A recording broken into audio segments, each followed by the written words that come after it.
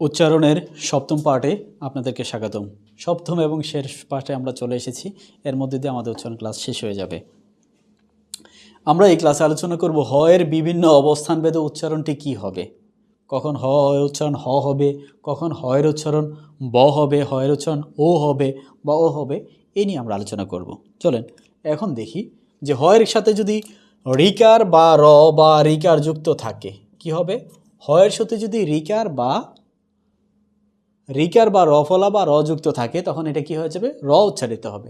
যেমন এখানে র ফলা আছে, এখানে র ফলা আছে, এখানে রিকার আছে, এখানে রিকার আছে, তাহলে সব জায়গায় উচ্চারণ কি হবে, র। তাইলে আমরা যদি এটা লিখি, র লিখি রিকারের জায়গায়, তাহলে হয়ে যায় কি রে সা, উচ্চারণটা হয়ে যাচ্ছে কি রে সা।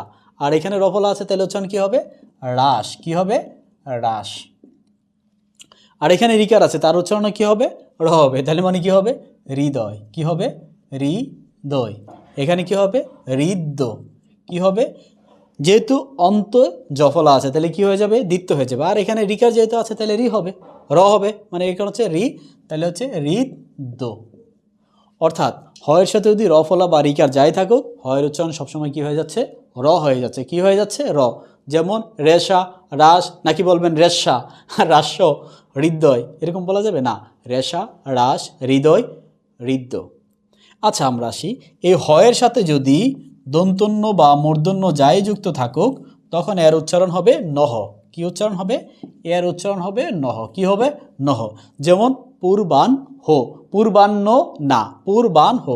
এখানে কি আছে, দীর্ঘকার আছে, তাহলে এটা কি হবে, রসকার। এই পুর, এই বান, এই হচ্ছে হো, কি হচ্ছে, এ হো, এই হচ্ছে নহ। তাহলে হচ্ছে পূর্বান হো, তাহলে হবে কি ও পো, ওপো রান হো, উচ্চারণটা হবে কি ওপো রান হো, হবে কি প্রাণ হো, প্রাণ হো, উচ্চারণটা হবে কি প্রাণ হো। উচ্চারণ হবে চিন হো, উচ্চারণ হবে কি চিন হো, হবে সায়ান হো, উচ্চারণ হবে কি সায়ান হো। অর্থাৎ এখানে যদি হয়ের সাথে মূর্ধন্য মূর্ধন্য মূর্ধন্য দন্তন্য দন্তন্য যাই উচ্চারণ থাক না কেন, যদি হয়ের সাথে দন্তন্য বা মূর্ধন্য যুক্ত হয় তখন এর উচ্চারণ হয়ে যাবে কি ন হ। তাহলে পূর্বান হো, অপরাণ হো, প্রাণ হো, চিহ্ন হো, সায়ান্ন হবে। ঠিক আছে। আচ্ছা আমরা এখানে বলি আহ্বান, আহ্বায়ক, গহ্বর, উচ্চারণটা কি আসলে তা? কিন্তু হয়ের সাথে যদি বফলা যুক্ত থাকে, যদি হয়ের সাথে ব যুক্ত থাকে তখন এই হয়ের উচ্চারণ হয়ে যায় কি ওকার। কি হবে, ওকার হবে। কখন হবে, যখন এর আগে অ বা আ কারযুক্ত ব্যঞ্জন থাকবে। এই হয়ের সাথে ব যুক্ত হবে এবং এর আগে যদি অ বা আকারযুক্ত কোনো ব্যঞ্জন বা সরাসরি অ বা আকার থাকে তখন হয়ের উচ্চারণ কি হয়ে যাবে, ওকার হয়ে যাবে। যেমন আহ্বানের জায়গায় কি হবে, যে আ ও এই অল্প প্রাণ ভ হয়ে যাবে কি মহাপ্রাণ, তাহলে হয়ে যাচ্ছে কি আহ্বান, উচ্চারণটা হয়ে যাচ্ছে আহ্বান। অনুরূপ করে এখানে যুক্ত ব্যঞ্জন আছে, তাহলে হয়ে যাবে কি আও বা রোগ, উচ্চারণটা হয়ে যাবে কি আও ভায়ক। তাহলে এখানে কি আছে, ব আছে, আমরা এটা ভ দিয়েছি, ঠিক না? ভুল, অবশ্যই ভুল, কারণ এটা কি হয়ে যাবে, মহাপ্রাণ হয়ে যাবে। তাহলে আও ভায়ক হয়ে যাবে কি আও ভান।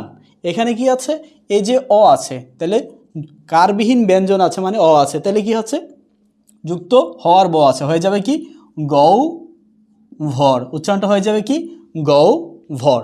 তবে এই অ আ ছাড়া যদি অন্য ব্যঞ্জন থাকে তখন এটা কি হয়ে যাবে, ওকার হয়ে যাবে, হয়ে যাবে কি রস্যকার, আর হবে কি ভ। আচ্ছা এখানে আরেকটা দেখি, এখানে ব্যঞ্জন আছে, আদ্য অ আছে, তাহলে ভ হয়ে যাবে ব উ বা রম ভ। তাহলে উচ্চারণটা হয়ে যাচ্ছে কি বৌ ভারম্ভ, উচ্চারণটা হয়ে যায় কি বৌ ভারম্ভ। উচ্চারণটা হয়েছে গৌ ভর, হয়ে যাচ্ছে আও ভায়ক, হয়ে যাচ্ছে আও ভান। তবে এই অ আ ছাড়া যদি অন্য কার থাকে, যেমন এখানে রস্বইকার দিয়ে আছে, তখন এটা হয়ে যাবে কি রস্বইকার আর ব।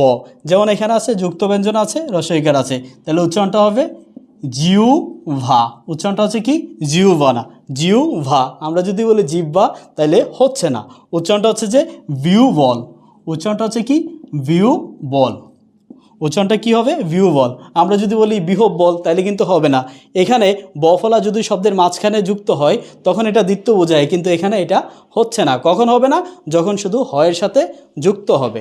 আমরা রিভিউ করছি যে হয়ের সাথে যদি রিকার বা রফলা যুক্ত হয় তখন কি হয়ে যাবে? রয়ে থাকবে রেশ, রাস, হৃদয়, হৃদ্য। আর যদি হয়ের সাথে দন্তন্য বা মূর্ধন্য যুক্ত হয় তখন নহ হয়ে যায় পূর্বাহ্ন, অপরাহ্ন, প্রাণহ, চিহ্ন, সায়াহ্ন। আর এখানে হচ্ছে আহ্বান, আহ্বায়ক, গহ্বর, বহম্বারম্ভ, বৌ বারম্ভ, জিহ্বা, বিহবল। ধন্যবাদ সবাইকে। এর মধ্যে দিয়ে আমাদের উচ্চারণ ক্লাস শেষ হয়েছে। Thank you.